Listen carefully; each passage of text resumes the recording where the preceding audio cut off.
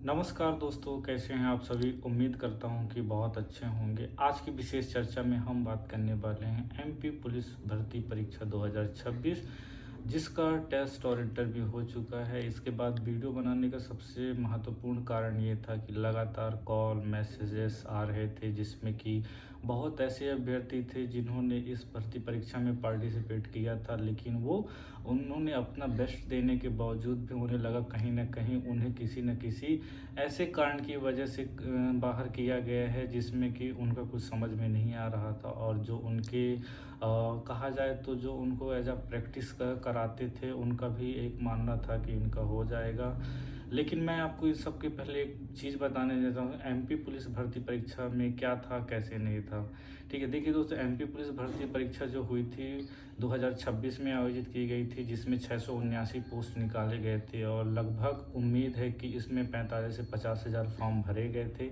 और जिसमें से इसकी जो इसमें एक तो मुख्य चीज़ क्या होती है दोस्तों, कि इसमें पेपर नहीं होता है, इसमें टेस्ट होता है। और टेस्ट में जो इंस्ट्रूमेंट वगैरह होते हैं उन्हें बजाकर जो सामने पैनल बैठी होती है, टीम बैठी होती है, उन्हें दिखाया जाता है। जिसमें दोस्तों मैं बता दूं, ये जो टेस्ट था ये अपना 24 जुलाई से 6 अगस्त तक चला था। और जिसमें इंटरव्यू की डेट उन्होंने बहुत कम ही रखी थी, उन्होंने 20 अगस्त से 23 अगस्त के बीच रखी थी। जिसमें समथिंग उन्होंने पीडीएफ जारी किया है, तो लगभग 1271 लोगों का सिलेक्शन हुआ है। इसमें सबसे बड़ी बात ये आती है दोस्तों कि इसमें सबसे बड़ा क्वेश्चन मार्क इसलिए उठ रहा है क्योंकि इसमें बहुत सारे ऐसे अभ्यर्थी हैं जिनका ये कहना है कि ये जो भर्ती परीक्षा है इसमें पारदर्शिता नहीं रखी गई है। और बहुत सारे लोगों का एलिगेशन है इसमें भर्ती परीक्षा को लेके कि पैसे देकर, जिन्होंने पैसा दिया है, जिनके पास जैक जुगाड़ था, उनका मोस्टली उनको सिलेक्ट किया गया है। और कुछ दिन पहले ही आपने देखा होगा कि दैनिक भास्कर ने भी इस संबंध में पुलिस भर्ती जो परीक्षा है इसमें उन्होंने भी कवरेज किया था। और उन्होंने भी लगभग ये माना है कि इस भर्ती परीक्षा में कुछ न कुछ गड़बड़ियां पाई गई हैं। और ऐसे तमाम अभ्यर्थी थे जिन्होंने कॉल मैसेज किया था, जो कह रहे थे कि सर हाई कोर्ट के माध्यम से इस हमें भर्ती परीक्षा में स्टे लेना है।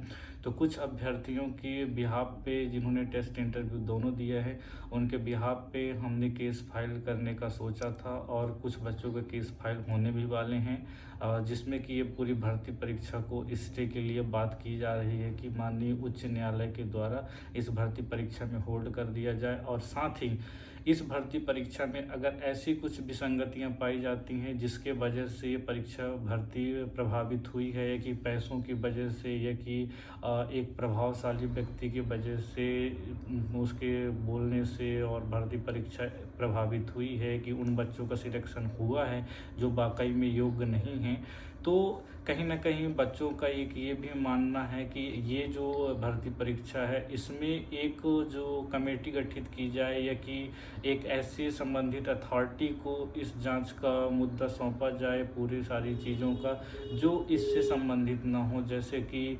पूरा जो कार्यभार था डीजीपी महोदय कि आईजीएसएफ कार्यालय से ये संबंधित भर्ती थी, जिसमें समस्त अभ्यर्थियों को एक ही चीज़ कहना है कि अगर इसकी जांच होती है तो एक ऐसी इंडिपेंडेंट अथॉरिटी के द्वारा की जाए जिसका इससे कोई रोल ना हो, और वो एक पारदर्शी तरीके से इसकी जांच करे और जो उसका कंक्लूजन निकले वो सामने पेश करे। और मैं एक महत्वपूर्ण चीज़ बता देना चाहता हूँ कि कुछ बच्चों ने जो ये, क्योंकि भर्ती कोविड के बाद आई है तो उसमें कोविड का रिलैक्सेशन के लिए भी सरकार कहा था, और काफ़ी सारे एग्जामों में हमने, जैसे पुलिस आरक्षक एएसआई में हमने एज इशू में रिलैक्सेशन दिलाया था।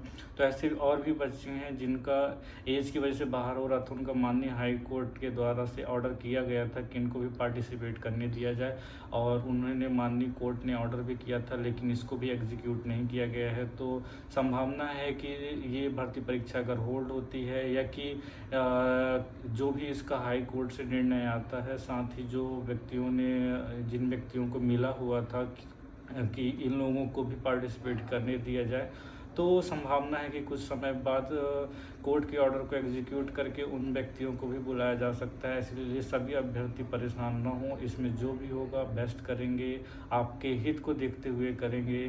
ठीक है दोस्तों, बाकी आप सभी अपना ध्यान रखिए। अगर किसी को भी अगर संबंधित कोई भी क्वेरीज चाहिए या कि किसी को भी इस नियुक्ति भर्ती परीक्षा में स्टे के लिए केस फाइल करना है तो संपर्क कर सकते हैं। एडवोकेट दिनेश सिंह चौहान सर, इस केस को कहा जाए कि बच्चों ने कॉल किया था तो इसके उनके तरफ से केस फाइल करने वाले हैं। उनका नंबर भी आप नोट कर सकते हैं 9268683079। एक अल्टरनेट नंबर है 9755454892। तो इन नंबरों पे आप संपर्क कर सकते हैं, क्वेरीज हो उसको सॉर्ट आउट कर सकते हैं, केस फाइल करना तो केस फाइल भी कर सकते हैं। ठीक है दोस्तों, बाकी आप सभी अपना ध्यान रखिए। जय हिंद, जय भारत।